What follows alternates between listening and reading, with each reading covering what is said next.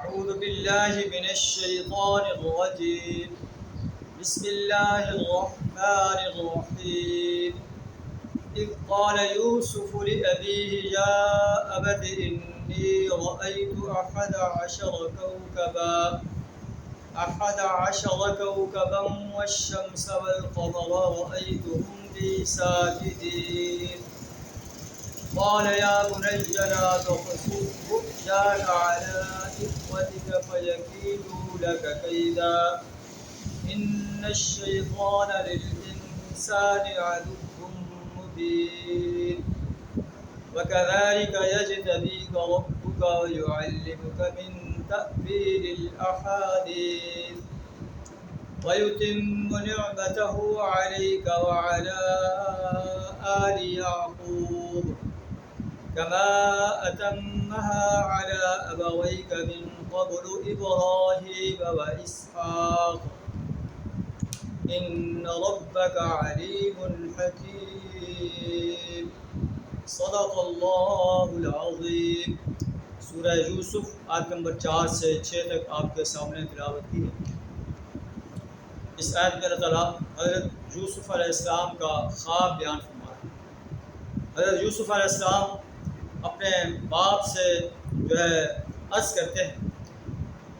آیت کا ترجمہ کچھ اس طرح ہے: اس وقت کو یاد کرو جب یوسف علیہ السلام نے اپنے باپ سے عرض کیا یا ابت انی رأیت احد عشر کوکبا، اے میرے بدان میں نے 11 ستاروں کو، والشمس سورج کو، والقمر اور چاند کو دیکھا ہے، رأیتہم لی ساجدین میں نے انہیں دیکھا ہے کہ وہ مجھے سجدہ کر رہے ہیں.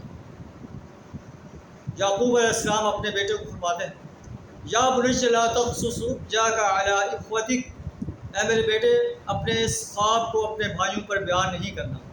یوسف علیہ السلام کے بھائی جو تھے وہ سوتیلے بھائی تھے. ان کا ایک بھائی تھا وہ اصلی بھائی تھا جو ان سے چھوٹا تھا، بنیامین. تو سوتیلے بھائی جو ہے عام طور پر آپس میں جو ہے وہ دشمنی رکھتے ہیں. آپ فرمایا کہ اس خواب کو اپنے بھائیوں پر بیان نہ کرنا. فَيَكِيدُوا لَكَ كَيْدًا، وہ آپ کے لیے تدبیر سوچیں گے، آپ کے خلاف تدبیر سوچیں گے. إِنَّ الشَّيْطَانَ لِلْإِنسَانِ عَدُوٌّ مُّبِينٌ، شیطان انسان کا کھلا دشمن ہے. وہ ہر طرح سے انسان کو گمراہ کرنے کی کوشش کرتا ہے. جیسے اس نے حضرت آدم علیہ السلام کے ایک بیٹے کو اس بات پر آمادہ کر لیا کہ وہ اپنے بھائی کو قتل کرے، اس لیے کہ اس کی قربانی قبول ہو گئی تھی اور قتل کرنے والے کی نہیں ہوئی. وَكَذَلِكَ يَجْتَبِيكَ رَبُّكَ وَيُعَلِّمُكَ مِن تَأْوِيلِ الْأَحَادِيثِ. اس خواب سے معلوم ہوتا ہے کہ اللہ تعالیٰ آپ کو منتخب کرے گا اور آپ کو باتوں کی تہ تک پہنچنے کا علم سکھائے گا، خوابوں کی تعبیر کا علم سکھائے گا. وَيُتِمُّ نِعْمَتَهُ عَلَيْكَ، اور آپ پر اپنی نعمتوں کو تمام کرے گا. وَعَلَىٰ آلِ یعقوب، اور آل یعقوب پر بھی. كَمَا أَتَمَّهَا عَلَىٰ أَبَوَيْكَ مِن قَبْلُ إِبْرَاهِيمَ وَإِسْحَاقَ، جیسے اللہ نے اس سے پہلے آپ کے آباء و اجداد ابراہیم اور اسحاق علیہ السلام پر اپنی نعمتوں کو تمام کیا. ان ربک علیم حکیم، بے شک آپ کا رب جاننے والا اور حکمت والا ہے.